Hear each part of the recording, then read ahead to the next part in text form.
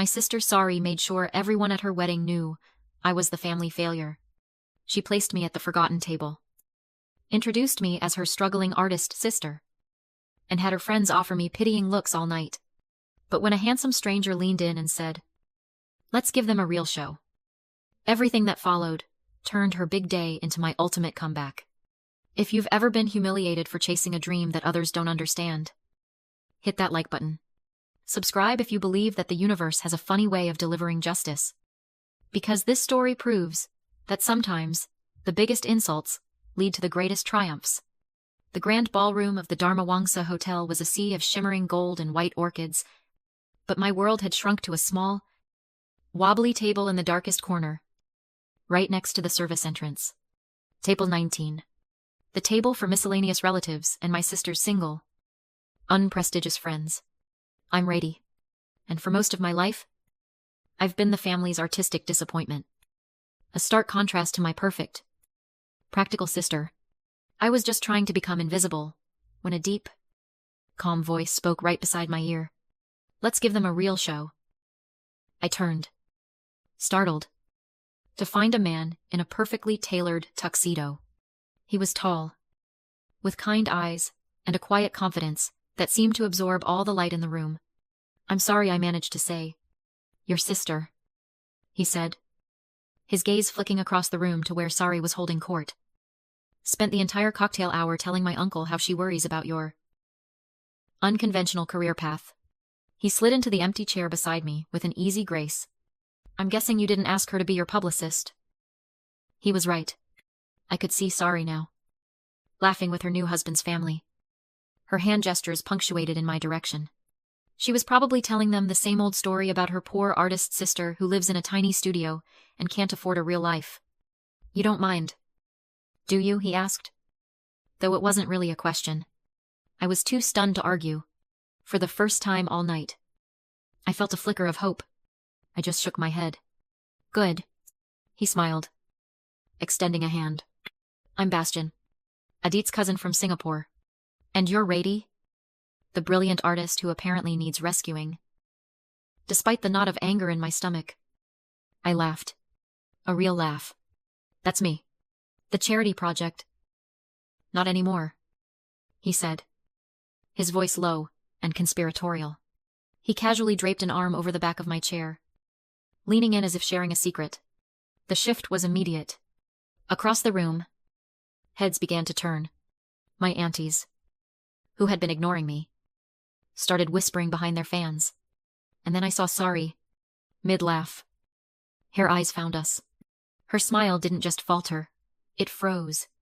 She excused herself from her group and began making her way toward us, her expensive wedding gown swishing like a warning. "Rati," she said, her voice a little too bright. "I didn't realize you knew Bastian." "We go way back," Bastian said smoothly, his fingers lightly brushing my arm on the table. "Just reconnected recently. You know how it is." Sadi's eyes narrowed. She has always needed to know every detail of my life, mostly so she could judge it. "Really? You never mentioned him." "I like to keep some things to myself," I said, finding my voice. It felt stronger than it had in years. "You know how I am." The look on her face, a perfect storm of frustration and suspicion, was more satisfying than I could have imagined. "Well, how wonderful," she said, the words tasting like poison. She lingered for another moment, searching for a crack in our story. But Bastian's calm, proprietary demeanor gave her nothing. Defeated, she turned and walked away. Bastian leaned in again. "She looks like she just discovered her diamond is a fake," he whispered. "She's not used to me having anything she can't instantly devalue." I admitted. "Then, let's give her something she can't ignore," he said with a wicked smile. And that's how it started. But to understand why this felt like more than just a game, you need to understand my sister. Sari and I grew up in two different worlds inside the same house. She was the one who got perfect grades, went to business school, and married, at it, a wealthy property developer. I was the one who spent my days covered in paint and charcoal dust, creating batik art that my family called a messy hobby. They didn't see the galleries that showed my work, or the small but glowing reviews from art critics. They only saw that I wasn't rich. Sari, especially, took a special kind of pleasure in highlighting my failures. At family dinners, she'd ask, "Are you still playing with your fabrics?" Rati Addit and I are closing on our third investment property. The morning of her wedding, she had called me. "Please try not to look too starving artist today." Okay, Addit's family is very distinguished. I don't want them to think my sister is a charity case. Each word was a carefully aimed dart at my self-worth. This wedding, this public humiliation, was just her grand finale. Back in the ballroom, Sari decided to escalate. During the speeches, after her father-in-law had finished, she took the microphone. Her smile radiant, but her eyes fixed on me. "I also want to make a special toast," she announced. "To my sister, Rati. I'm so happy she found someone to bring tonight. We were all getting so worried she'd given up and would just be alone with her paintings." A wave of awkward, polite laughter rippled through the room. The heat of humiliation crept up my neck. I wanted to disappear, but Bastian simply stood up. He walked calmly to the stage and took the microphone from her hand as if it was the most natural thing in the world. "Thank you, Sari," he said, his voice commanding the room's attention. "On Rati's behalf, I appreciate the concern. It's a true honor to be with a woman so completely dedicated to her passion. A passion, I might add. That is getting the international recognition it deserves. In fact, my family's foundation is finalizing the details to be the primary sponsor for her upcoming solo exhibition at the National Gallery Singapore." You could have heard a pin drop. Then, the room erupted in a buzz of impressed murmurs. My jaw was on the floor. Sari stood beside him, completely stunned, her face pale. Addit's wealthy family was now looking at me not with pity, but with respect. With one sentence, Bastian had completely flipped the script. Sari's attempt to paint me as a pathetic failure had backfired spectacularly, making her look petty and small. Later that night, as the wedding wound down, Bastian walked me outside into the cool Jakarta air. "Thank you," I said, my voice shaking slightly. "That was unbelievable. The Singapore Gallery. You really didn't have to invent that." He turned to me, his expression serious. "What makes you think I invented it?" He pulled a sleek business card from his jacket. "My name is Bastian Santoso. I run the Santoso Arts Foundation. I've been following your work for almost a year. Rati, I think you're one of the most original batik artists working today. I came to this wedding hoping to meet you." My head was spinning. This man wasn't just Addit's cousin. He was one of the biggest names in Southeast Asian art philanthropy. "The way your sister treated you tonight," he continued, his eyes holding mine, "just made me more determined. The offer is 100% real.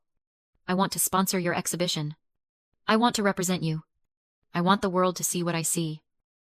He asked me to dinner the next night to discuss the details. It was supposed to be a professional meeting, but as I looked at the man who had defended me without hesitation, I knew it was already something more. The next few weeks were a whirlwind. The Singapore exhibition was real. The contracts were signed, and my art was suddenly in high demand. Bastian and I started spending more and more time together, our professional relationship quickly blossoming into a deep, genuine connection. For the first time, I felt truly seen. But Sari's husband, Adit, saw something else, an opportunity. He showed up at my studio one afternoon, his usual slick smile gone, replaced by a cold, calculating look. "Your career is really taking off," he said, walking around my space, looking at my finished pieces, like a wolf sizing up sheep. "It's impressive." "Thank you, Adit," I said cautiously. "The thing is," he said, stopping in front of me, "I'm having a bit of a cash flow problem. My businesses, they need a little help, and you're going to help me." He explained that many of his property deals were a front for a massive money laundering operation. He was under scrutiny and needed to clean 5 billion rupiah fast. You're going to sell me your entire collection, he stated. Not asked. My shell company will pay you a ridiculously inflated price. The money will be clean. And I get a beautiful tax write-off. That's insane, I whispered, my blood running cold. I would never. Oh. You will, he interrupted, his voice dropping to a menacing hiss. Because if you don't, I will not only destroy your little career, I'll destroy our family's name. You think your father's business was clean? I have documents. Rati. Proof that would send him to prison. Even at his age. You will do this. Or I will burn everything you love to the ground.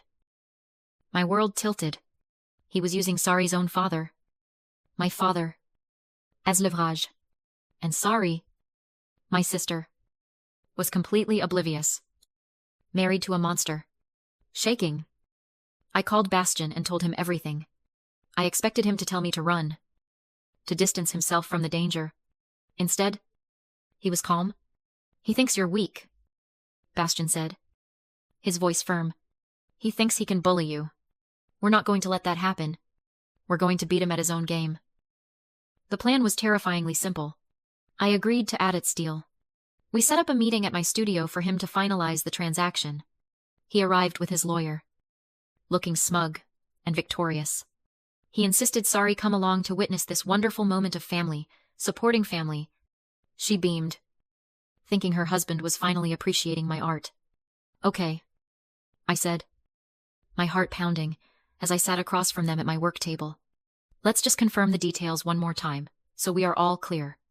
I had a laptop open in front of me, ostensibly for the banking information. It was also running a recorded video call. So, I began, my voice steady. The 5 billion rupiah will be transferred from the offshore account in the Caymans. And in return, I will issue a receipt for the sale of these 20 paintings to your holding company. Is that correct? Adit chuckled. That's it. See how easy it is to be a team player? He went on, bragging about how the auditors would never suspect a thing. How art was the perfect vehicle for washing dirty money. Sari looked confused, but was smiling along, trying to keep up. That's when Bastian's voice, clear and cold, came through the laptop speakers. Thank you, Adit. We have everything we need. Adit's face went slack. On the screen, the view changed. Bastian was there, sitting in a boardroom. Beside him were his lawyer and 2 men in official uniforms. One of them held up his identification to the camera. Adit Prayoga, the man said, his voice leaving no room for argument. My name is Commissioner Hariono from the Financial Transaction Reports and Analysis Center. You are under federal investigation for money laundering and conspiracy to commit fraud. The color drained from Adit's face.